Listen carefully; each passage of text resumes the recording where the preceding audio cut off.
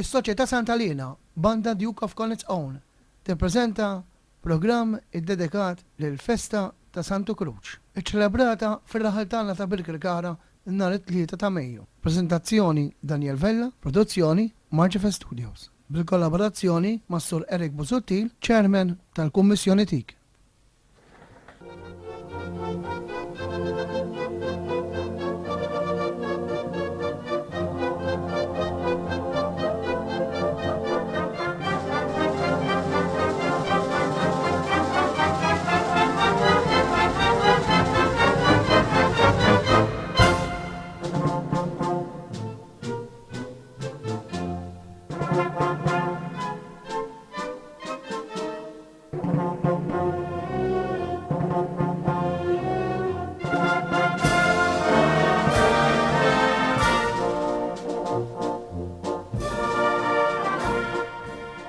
Daniel Vella isellem il-partitari, il-membri tal-kazin tal-banda Duke of Connacht, insellem il-kumitat kollu l-ferate tas-soċjetà. Dan huwa programm iddedikat lill-Festa ta' Sant'Alina, il-Festa ta' Santu Kruċ, li tkun iċċelebrata bħal dejjem fit-3 ta' Mejju. F'dan il-programm ippreżentat minn din is-soċjetà ser nisimgħu diversi innijiet iddedikati lil padruna Sant'Alina u anke innijiet proċessjonali maħuda mill-arkivju vast ta' din is-soċjetà.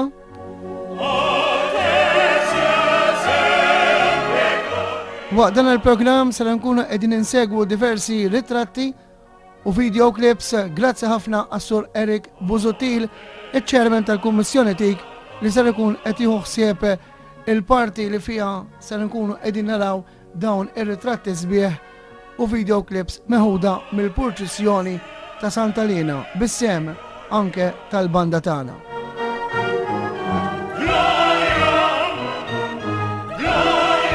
Ftaħ dan il-programm bl-innu sabiħ, kemm hu sabiħ dan l-innu, innu di Gloria a Sant'Elena tas-Sur Master Tommaso Gallia, ex-Sur Master din il-banda, miktub dan l-innu fl-1873, versi ta' Dun Juan Buġeja.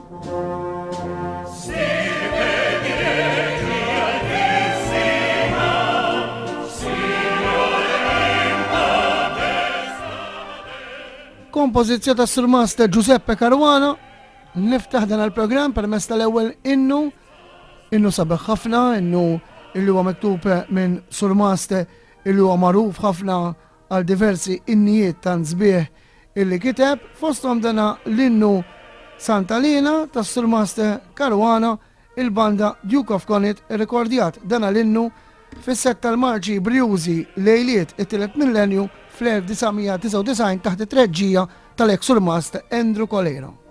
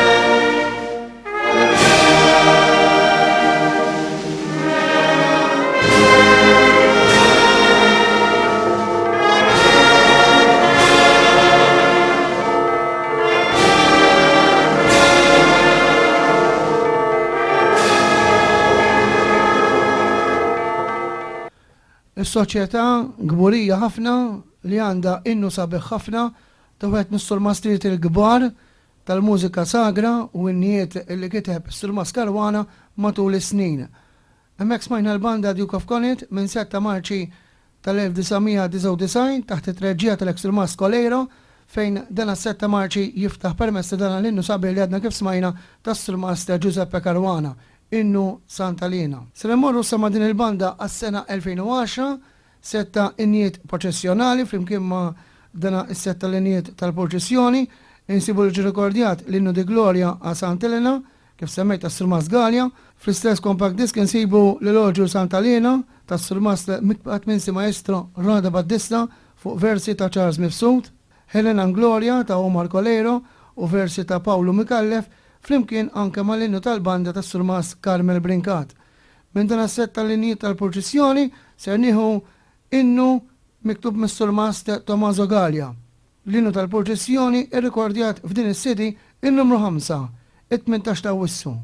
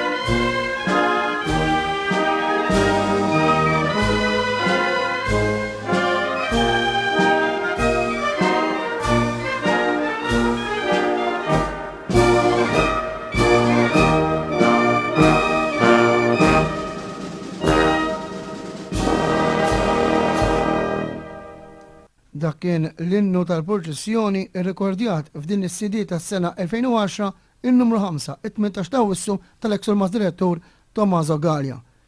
Innu tal-proċessjoni mill-isbaħ li jinsab irrekordjat f'din is-CD huwa tas-Surmast il-Mikbu Surmast Roni De Battista, illi f'din is-CD kif semmej diġà hemm ukoll irrekordjat l-elogju il-Santa Lina tal-istess Maestro De Battista. Mill-pinna ta' dan is-Surmast ser nieħu l-innu tal-proċessjoni irrekordjat f'din is-CD in-numru 9, Sant'Olenio.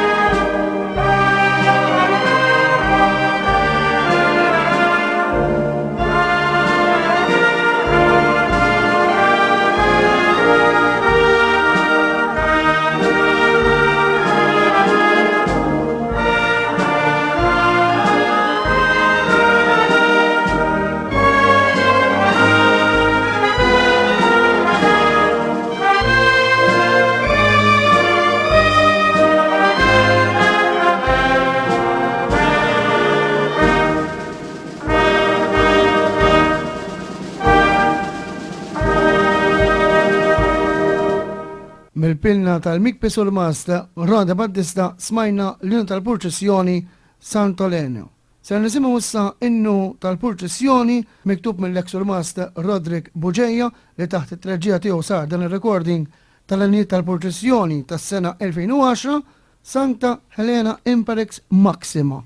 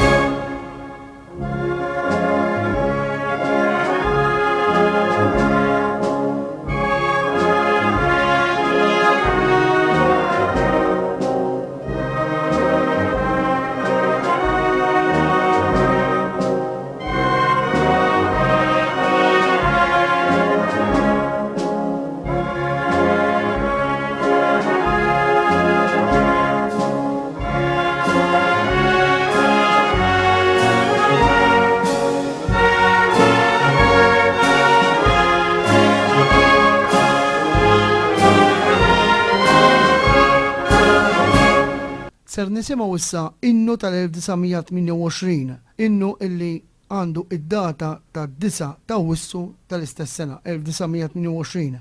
Innu Marċja Sant Elena tas-Sur Mast Antonio Maruzzi, irrikordjat mill-banda Duke of Connacht fis-sena 2003 taħt it-treġġija tal-Sur Mast Andrew Colero.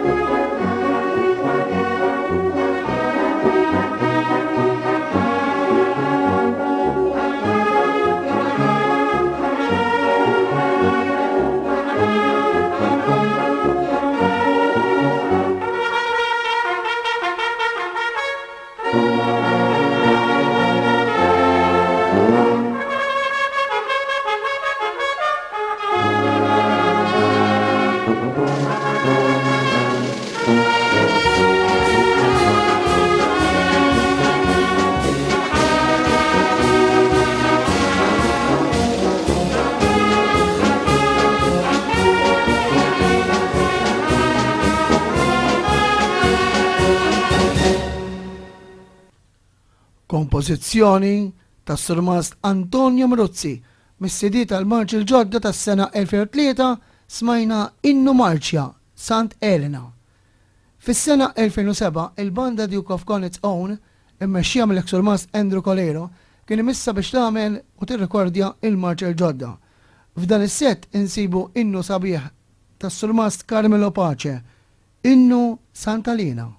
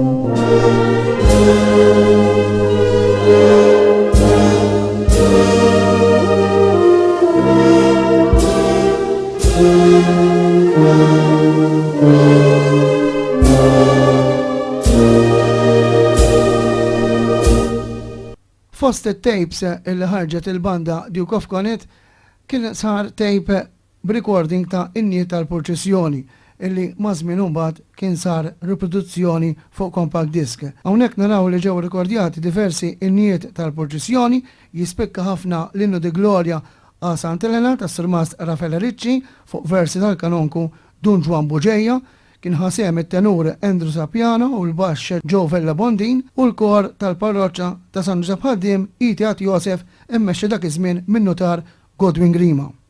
Ġinier kien il-mikpi Vanni Farrugia, recording li sar fir-Roxy Theatre illi dak iż-żmien il-banda Duke of Connacht kienet tagħmel diversi recordings tal-festa speċjalment marċi Brijużi. Minn dana is-setta l-inni tal-Proċessjoni ser nieħu l-innu proċessjonali Marċi Speranza tal-ex-surmasta Raffaele Ricci.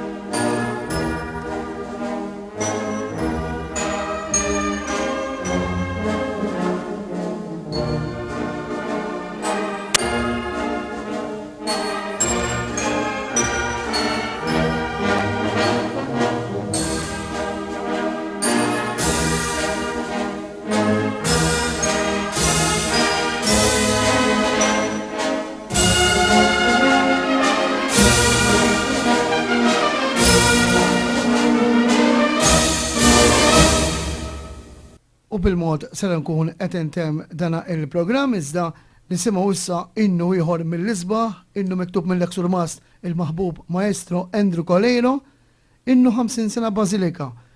Dan l-innu ser nisimgħu mill-banda Duke of Connacht, recording live mill-Knisja Bażilika Elenjana, innu illi kien imżanżan għall-okkażjoni tal-50 anniversarju tal-Bażilika Elenjana. Flimkien mal-banda ser nisimgħu l-kor Omna Marija Reġina tal-Paċi.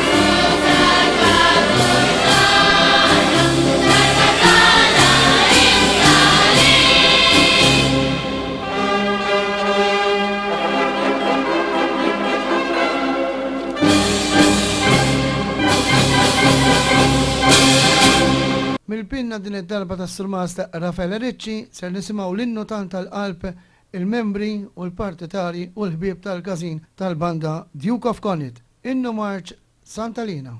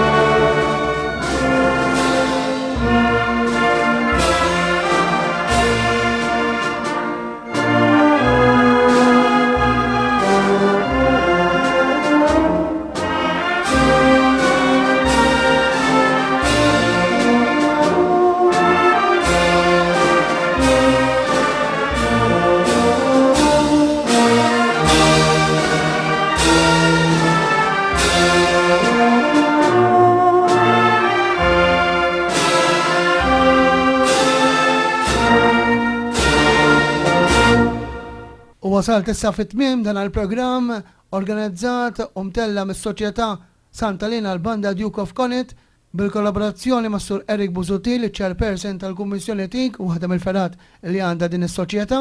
Programm li tella fl-okkażjoni tal-Festa ta' Santu Croce li taħbat bħal dejjem fit-3 ta' Mejju. Se nkun qed intemm dan il-programm permezz ta' l-innu tal-banda immużikat mill-ex-surmast Kalmel Brinkat. Min qalbna toħroġ lajta Viva Santalina, viva l-ewwel banda f'Birkirkara imwaqfa fraħalna fl-1865.